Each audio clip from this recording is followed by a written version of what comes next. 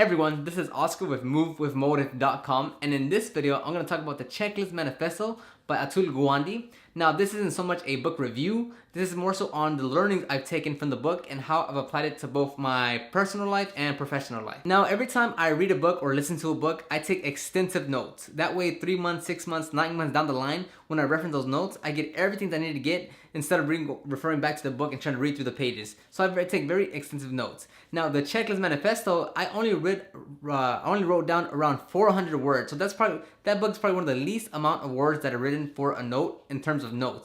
But that book is probably one of the most used books that I've used as far as applying it to life and using, its practices that it mentioned in the book in my everyday life. So as far as taking notes, it was the least amount of words I've ever written. But as far as applying it to life, it's probably one of the most applicable books that I've written so far. The main essence of the book is using checklists to make sure you cover all the steps you need to cover to have a successful or at least a higher performance in whatever it is you're doing. Now, Atul Gawande is actually a doctor at a hospital, and he wanted to lower the mortality rate in the operations room. So he made checklists for every procedure that he had that went on in the operations room. Now, this wasn't an exact 100% step-by-step checklist that he would have, but it'd give you a strong structure to follow to make sure no steps were missed that would be vital to the person's life. These checklists weren't instructional how-tos or instructional checklists. It wasn't saying this is how you do checklist number 1, this is how you do checklist number 2, this is how you do checklist number 3.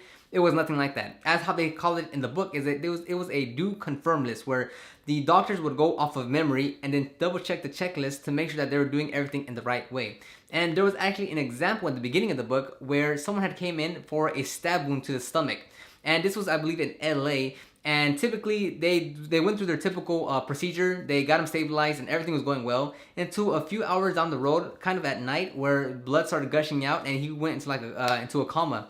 And everyone was wondering what happened because they went through the proper procedures, but no one asked the patient what stabbed them. And the stab wasn't a typical knife, it was actually a bayonet. So had someone just asked them before anything started what stabbed you, or at least if they identified what stabbed them or how deep the wound was, they would have been able to treat him properly as compared to they just assumed it was a typical knife. Pilots also go through checklists when they're ascending into the air, descending to land, or when they're having troubles in the air. They identify the problem and they go through several checklists to try and diagnose what the problem is and how to resolve it in a timely manner to obviously not have any prolonged problems to cause any flight failure. Now, the way I apply the Checklist Manifesto into my life is pretty substantial. So for one is when I wake up in the morning, I have my morning routine, and in my phone, I have my morning routine checklist. Now, do I go through it every single day? Not at all. It's pretty repetitive. I've done it hundreds of times now, so I have it pretty concreted in my head. But I have it there just in case for whatever reason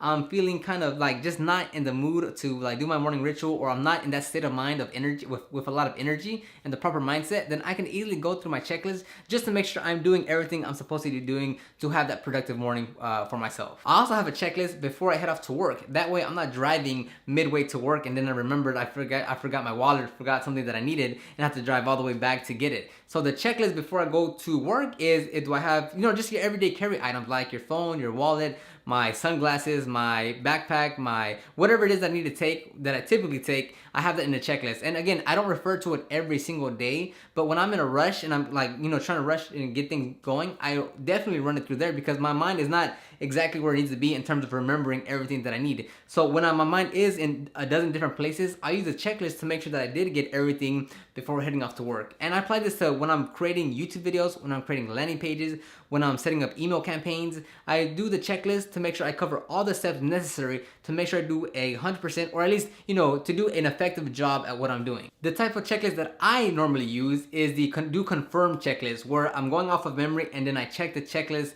just to make sure I'm doing everything in the right order. And this is especially helpful when my willpower is low, when my energy is just not there, I'm not motivated to work, I really just want to do something, be lazy, or do something that's not requiring my mental thought. But if I have that checklist, right, if I'm completely depleted from my willpower, I just had a long 10-hour shift at work and I have to get home and do some serious work on my personal time, then I'll use that checklist to make sure, even though I'm tired, even though I just don't want to do it, I'll go through that checklist one by one to make sure I'm hitting every nail on the head. And as I'm like just mustering up as much willpower as I can to go through that checklist, I know I'm doing everything correctly because I have that checklist there to save me. And no matter how creative you get or how, you know, flexible your schedule is, and or how different your day-to-day looks, there's always a procedure that or at least a skeleton structure that's always followed, that you can always create a checklist out of. So even if one day you're out in, you know, world A and then world B comes the next day, you can have a checklist for just about every procedure to help you, you know, to follow a guideline to make sure you're doing everything correctly. So don't think that checklists don't apply to you because you're in, you know, this industry, or you do this completely different and a checklist just wouldn't work. A checklist will always work if you know how to structure properly.